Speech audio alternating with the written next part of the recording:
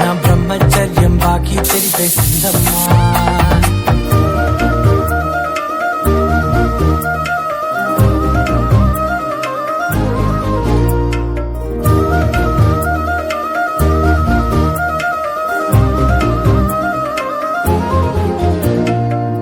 ఏకాంతాలన్నీ ఏకాంతం లేక ఏకరువే పెట్టాయే ఏకంగా, సంతోషాలన్నీ సెలవన్నది లేక మనతోనే కొలువయ్యే మొత్తంగా, స్వాగతాలు లేని ఒంట్లో ఉండలేక విరహం